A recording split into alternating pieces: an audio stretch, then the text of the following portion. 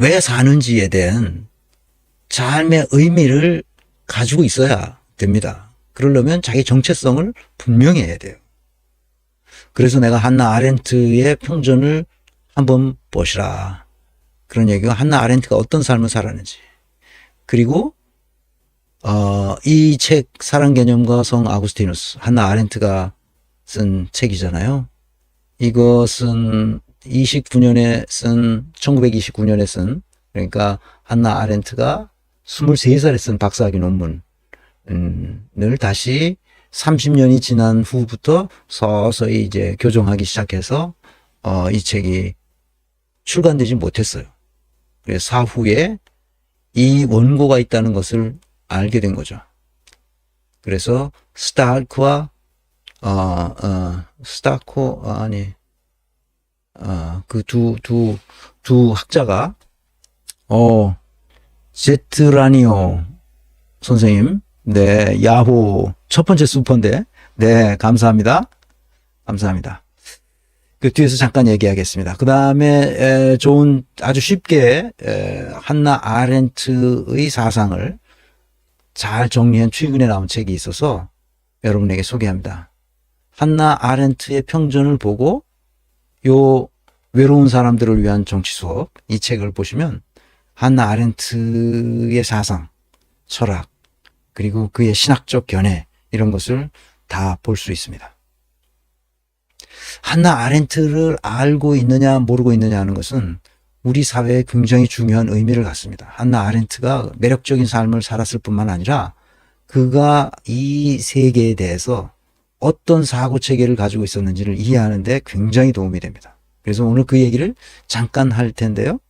한나 아렌트는 1906년에 태어나서 75년에 사망했는데 요 책, 제가 이 원문을 가지고 있다고 그랬잖아요. 그 박사학위 원문 인터넷에 들어가면 누구나 찾아보면 다 나와요.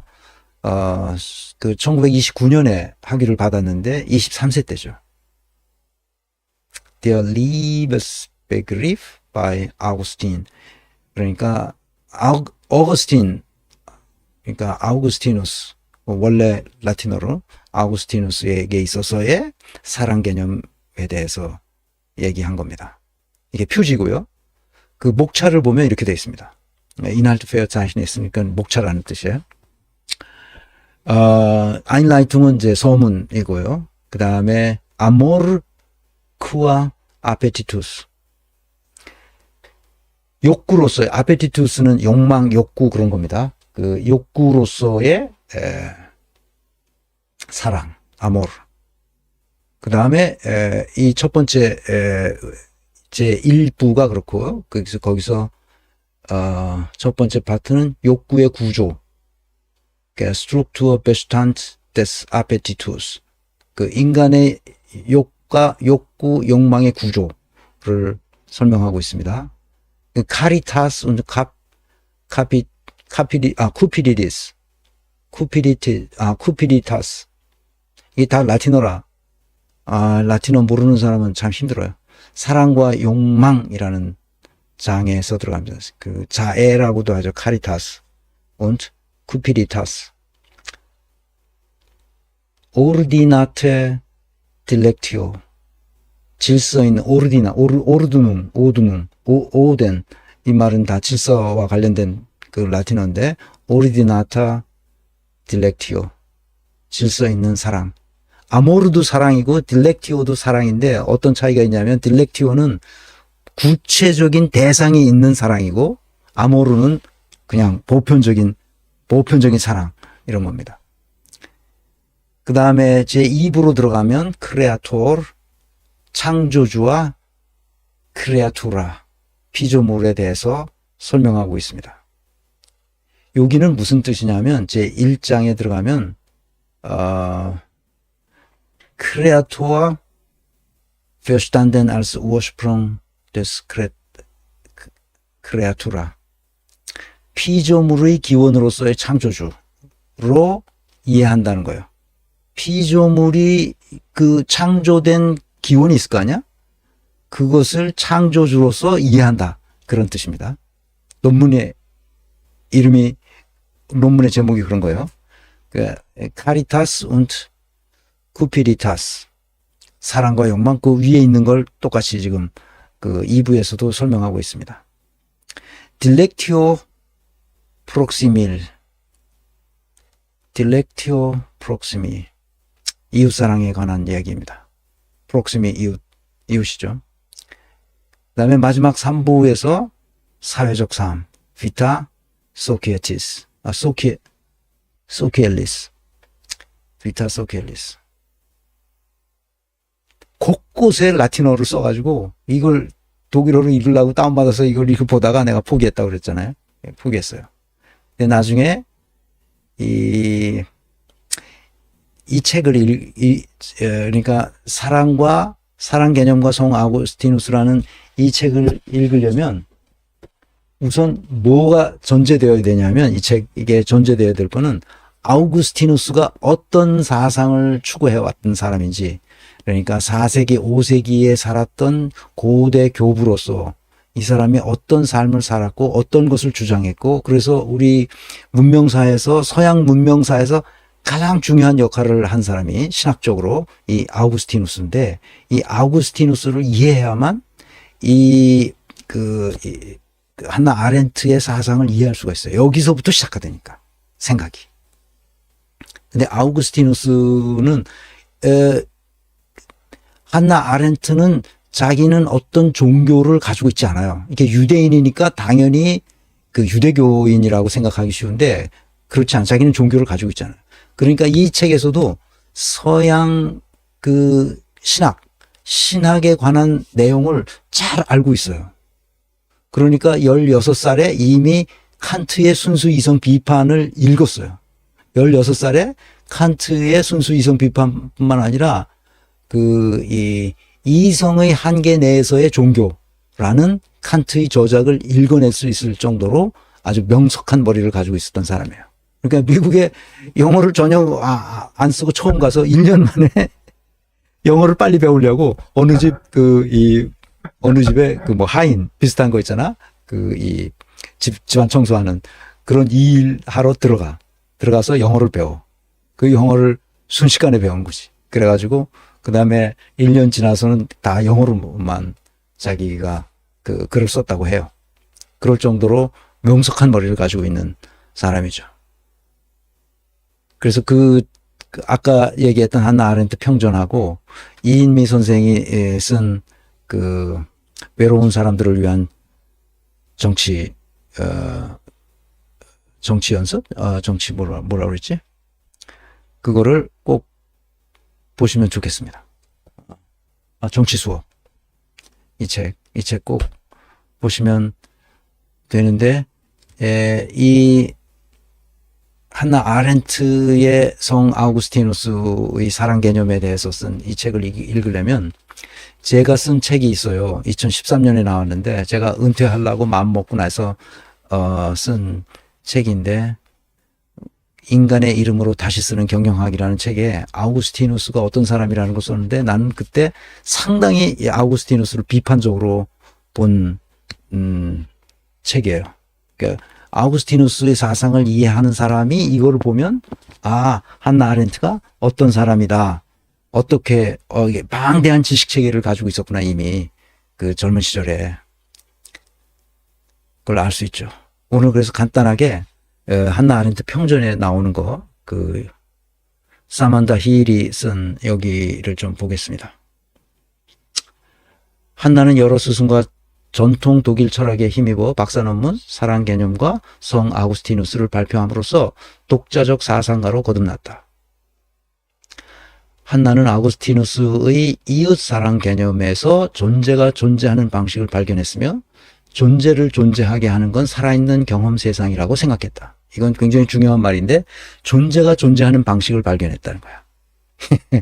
이거는 하이데거의 영향이죠. 하이데거는 존재가 무엇인가에 대해서 탐구한 사람이잖아요. 그래서 존재와 시간이라는 그 어려운 책이 바로 존재가 무엇인가. 그 존재와 존재자를 구분하잖아요. 존재자가 있게 만든 것이 존재라는 거예요. 이게 지금 그 얘기를 하는 겁니다. 그러니까 하이데거와 연애를 했었잖아, 한나 아렌트가. 한나 아렌트가 그 하이데거에 깊이 빠져 있었거든. 그래서 그때 존재가 뭐라는 것을 이해했던 것 같아요. 한나 아렌트가. 그래서 존재가 존재하는 방식을 발견했으며 존재를 존재하게 하는 건 살아있는 경험 세계라고 생각했다. 아우구스티누스는 사랑, 욕망, 쿠피티타스라고 했죠. 사랑, 아모르, 욕망, 쿠피티타스, 바게, 카리타스 이렇게 구분했는데 한나는 이를 바탕으로 아모르 문디, 문디는 세계죠. 그러니까 세계 사랑, 아모르 문디라는 자신만의 개념을 발전시켰다. 이는 세계를 사랑한다는 뜻으로 인간은 세계를 사랑함으로써 이 세계에 자신의 안식처를 마련하고 이 세계에 오롯이 기대어 내 안에서 선과 악을 발견한다. 그제야 세계와 인간은 세속적으로 변해간다. 아주 놀라운 사상이죠. 아무도 이렇게 생각을 하지 못했을 때 칼 야스퍼스와 마친 하이데거의 철학을 이해했기 때문에 이런 글을 쓸 수 있었던 거죠. 한나가 아우구스티누스를 다시 찾은 것은 1951년 전체주의 기원에서 새로운 시작을 성찰하며 독자들이 제대로 된 희망을 일별하게 하기 위해서였다. 그러니까 독자들이 제대로 된 희망을 분별할 수 있도록 하기 위해서 자기가 이 아우구스티누스를 박사학위 논문을 썼던 것을 다시 끄집어낸 거지. 세상 사람들에게 제대로 된 희망을 주기 위해서. 그래서 전체주의 기원에서 마지막 문장, 마지막 문단을 인용합니다. 이 한나 아렌트 평전을 쓴 사만다 힐이 읽어보겠습니다. 하지만 역사에서 모든 끝은 반드시 새로운 시작을 내포한다는 진실이 여전히 남아있다. 시작은 가능성이자 끝이 유일하게 줄 수 있는 메시지다.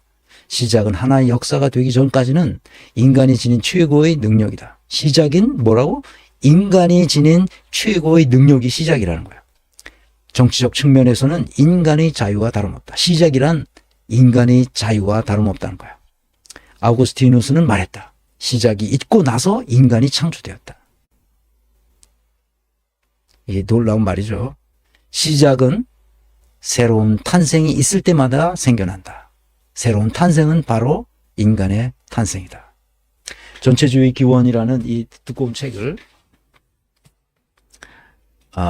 이진우 교수가 번역한 건데 맨 마지막에 이진우 선생은 번역을 조금 다르게 했는데 내용은 같아요. 제가 이진우 선생이 번역한 걸 읽어보겠습니다. 그러나 역사에서 모든 종말은 반드시 새로운 시작을 포함하고 있다는 진리도 그대로 유효하다. 이 시작은 끝이 줄 수 있는 약속이며 유일한 메시지이다. 시작은 그것이 역사적 사건이 되기 전에 인간이 가진 최상의 능력이다. 정치적으로 시작은 인간의 자유와 동일한 것이다. 그러니까 시작하는 게 중요하다 그 말이야. 이것은 그 인간이 누릴 수 있는 어떻게 보면 유일한 자유라고 볼 수 있죠. 시작이라는 게. 그러니까 시작이 있기 위해 인간이 창조되었다.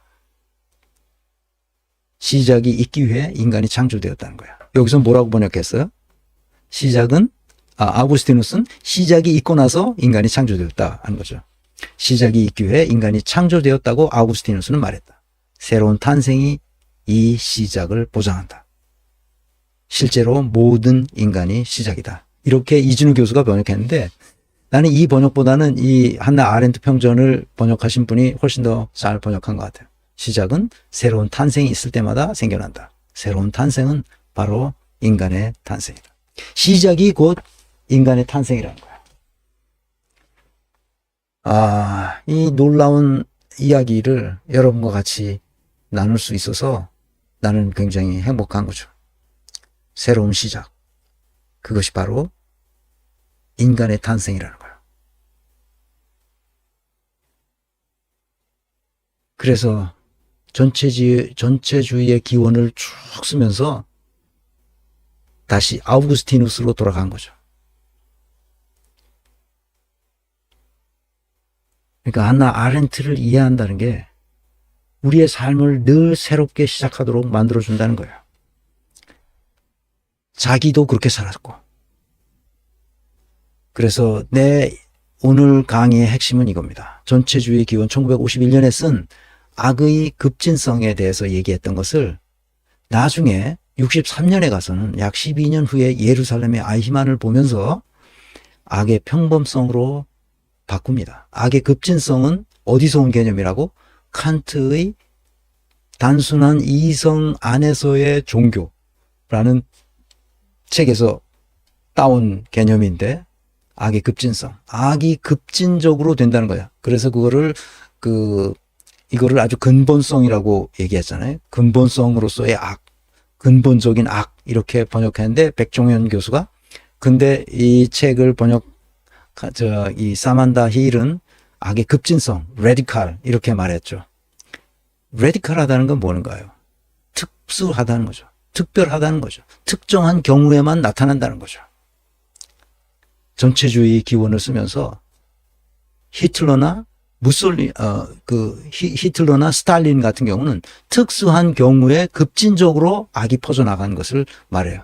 일반적으로 그렇지 않아요. 그런데 예루살렘의 아히만을 보고 나서 악의 평범성에 대해서 말하고 있습니다. 누구에게나 아무렇지도 않게 악이 내재되어 있다는 거죠.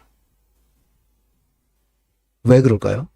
아히만은 자기가 잘못했다는 것을 법정에 나와서 조금도 누이치지 않고 끝까지 자기의 무죄를 주장합니다. 왜?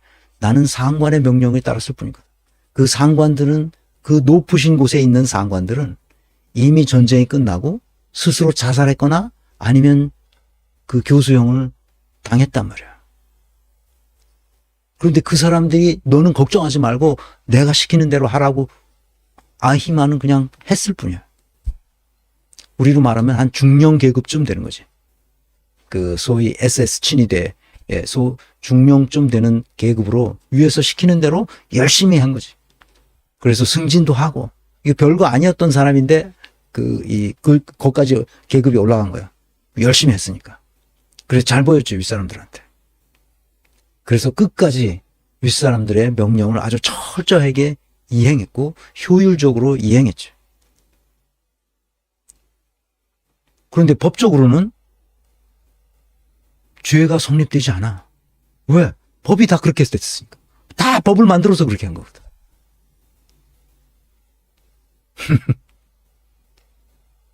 모든 인간이 법에 따라 순종함으로써 죄인이 되는 거죠.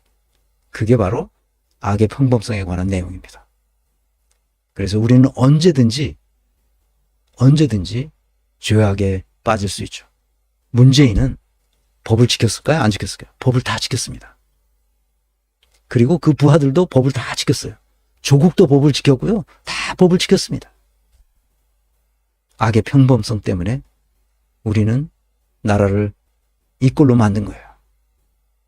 중요한 건 국민이 뭐를 원하느냐, 인간이 무엇이냐에 관한 정체성도 없이 윗사람이 시켰고 법이 그렇게 돼 있으니까 나는 그렇게 했다. 그래서 나는 죄가 없다. 한나 아렌트는 아히만이 죄가 없다고 말하지 않아요.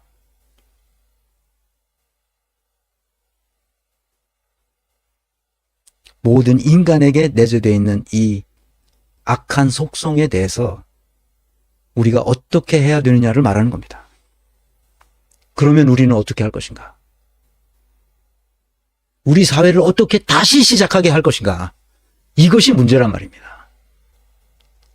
그래서 내가 이 강의를 시작하면서 했던 것이 바로